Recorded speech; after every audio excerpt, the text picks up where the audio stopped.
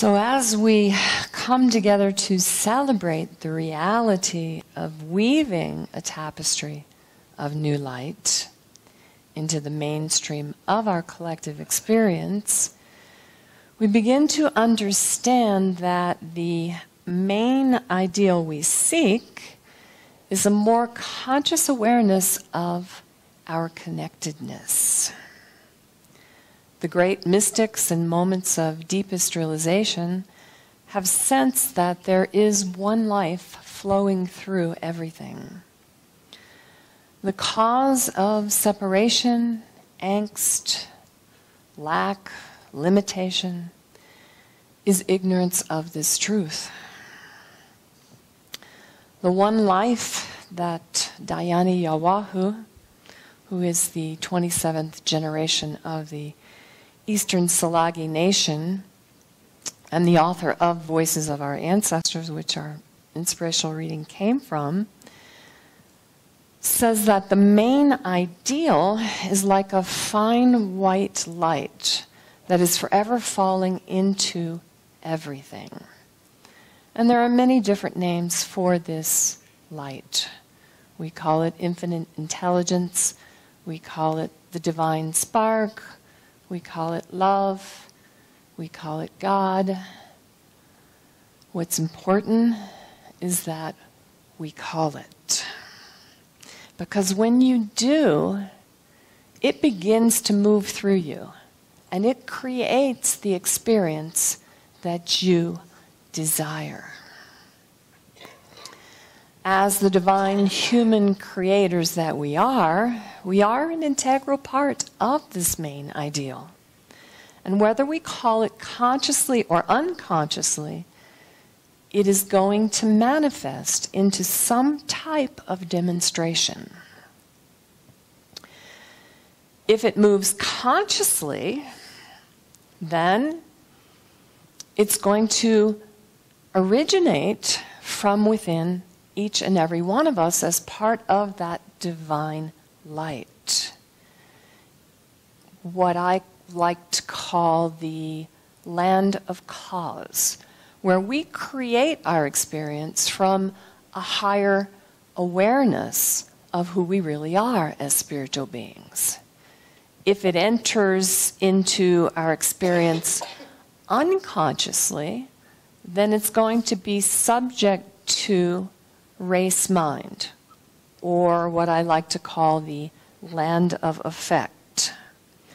I was in Sprouts on Thursday, I think it was, and there was a gentleman there who really wanted me to buy a subscription to the newspaper. And he was adorable. And, I listened to his spiel. And I said to him, I just really don't want the newspaper in my house because it contains all negative energy. So he went into another spiel to tell me about how things have shifted and how positive it is now. And I said, okay, well, open up the newspaper and show me the front page. So there was one positive headline. So things are shifting. I couldn't take it home. I couldn't subscribe because the other 11 headlines were all negative. So we are the ones that take the stand. We are the ones who operate in harmony with the sacred law. And when we do, we begin to embody a greater awareness of our divine calling. Dhyani Yawahu says that when individuals clearly ascertain the main ideal to manifest in their lives, they become aware of their own purpose. So how do we do this?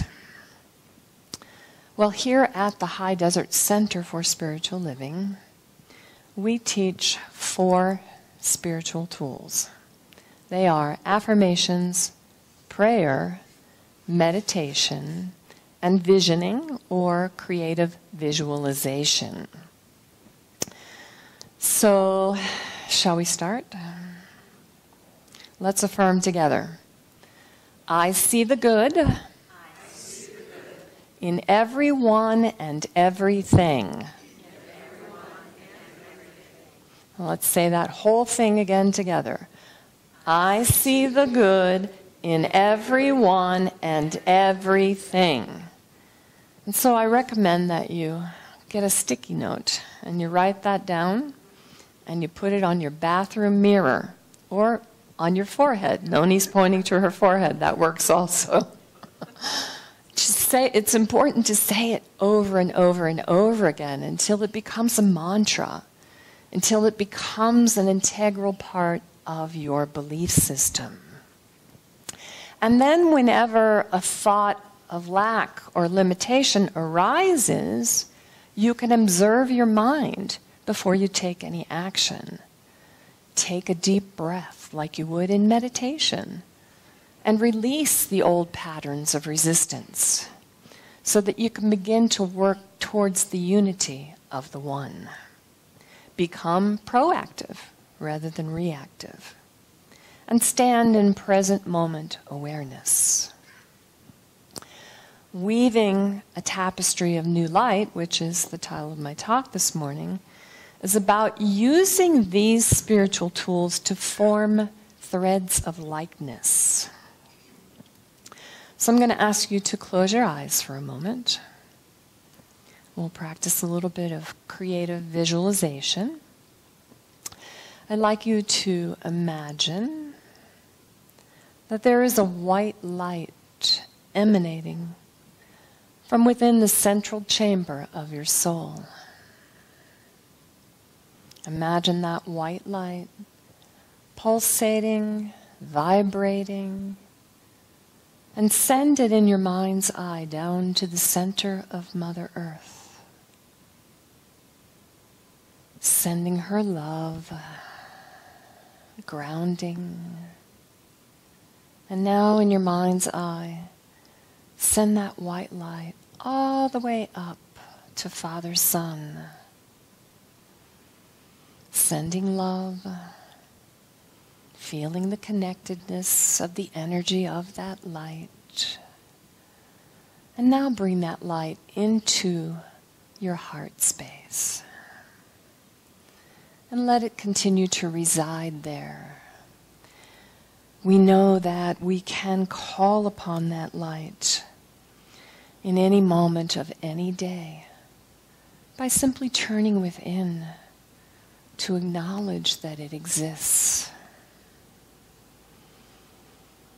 And so now I invite you to come back to this sacred space and to realize that if there is a lack of understanding, it is simply because we are not unified within that light. And that is where the illusion of separation comes from. The fear of our differences is what separates us from them. Ideas of not enough leads us to being at odds with one another. I remember when I was traveling through Egypt for the first time, and we were going through a residential area, there were pieces of rebar sticking out of the tops of all the residents that we passed along the way. And I couldn't figure out what that was all about. So when there was a break, we stopped for the bathroom, like you always do when you're on a motor coach tour. And I went up and talked to the driver, and I said, what is that all about? Why is there rebar sticking up out of the roof of all the houses? And he said that that is there for the next generation. So everyone wants the same thing that we do. Everyone wants love and support. Everyone wants to experience family and interconnectedness. Dhyani Yawahu says that we see the cycles of life and death in relationship with family, clan, nation, and our whole planet. And that circle is meant to be inclusive, regardless of race, color, creed, socioeconomic background, or religious beliefs. Aldous Huxley, says the knowledge that there is a central chamber of the soul, blazing with the light of divine love and wisdom, comes as it has in the course of history to multitudes of human beings.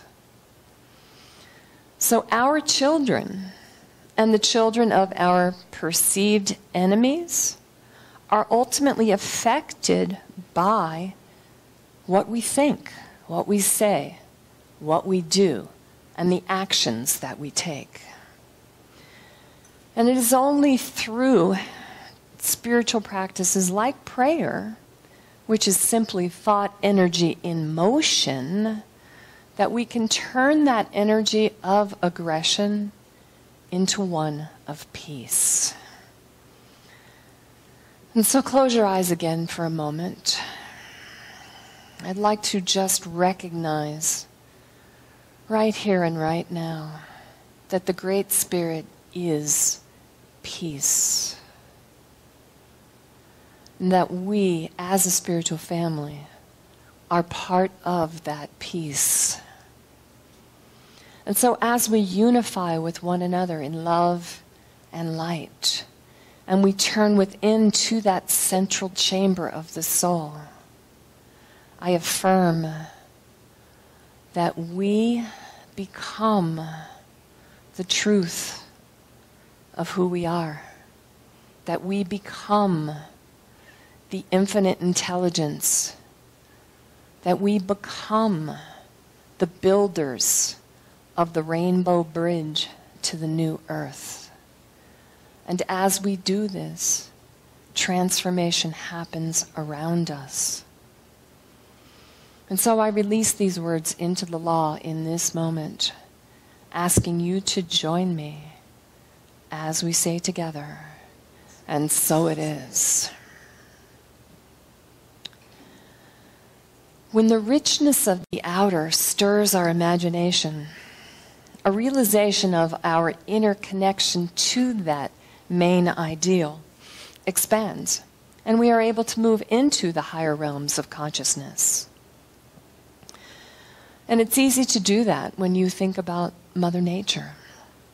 Imagine the wonder of the sun, the fact that the planets circle around us, that the earth nurtures us and loves us. All of creation can only be the outpicturing of an intelligent source. When chaos and confusion surround us, I saw a wonderful bulletin on a church not too long ago that said, feeling sad or lonely,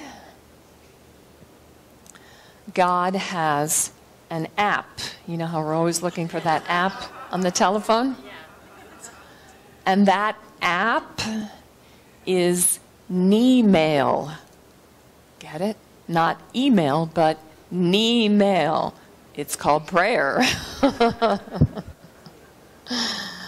So there is a new light coming into the world. And in that light, there can be no union with darkness. It's time to trust completely in the process. To really understand that until the fear in our collective mind is neutralized, there can be no union with that one source.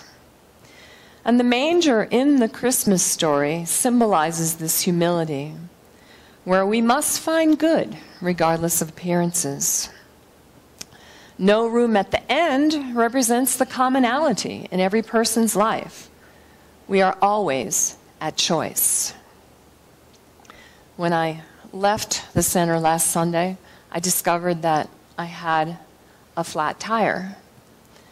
And there was a momentary panic because they're run flats and they're $200 a piece. But the good news, and that's where we always try to place ourselves in consciousness, is to really be in that practice of finding the good, regardless of the appearances. So the great thing about run flats is that there's actually a tire inside the tire, so they don't go completely flat. So I was able to go all the way over and get the message about what a wonderful life, even if you're riding on a flat run flat. And then when I got to Costco, it turns out that I had a warranty. Yay! So the reality of this discovery of that peace comes from within us. It doesn't come from out there. And the Bhagavad Gita says that the lamp of wisdom shining in the darkness of ignorance can free us. So no matter what the negations of yesterday have been, when we see something that needs to be done, we need to remember to act from that place where the threads of likeness are merging together, where we can focus upon weaving that tapestry of a new light. Nothing happens until we take conscious action. So how do you start your day? Do you meditate? Do you perhaps light a candle? Do you smudge? That's one of my favorite actions. Do you give thanks to the Great Spirit for the day that you are about to experience? When you do that, when you practice meditation, it deepens your connection with the One. It's important to become aware of our thoughts as they move through our mind, to hold the vision of peace that benefits our brothers and sisters as well as our community and the world around us. Through spiritual practice, we can put aside the energy of aggression. We can transform our emotions, our thoughts, and our actions into peace. The presence of the Great Spirit is at the center of everyone and everything, both seen and unseen. And until we perceive our fundamental unity with that main ideal, the peace that surpasses all understanding can become our reality. Mahatma Gandhi says, "I can see that in the midst of darkness, light persists." Hence, I gather that God is life. God is truth. God is light. God is love. God is the supreme good.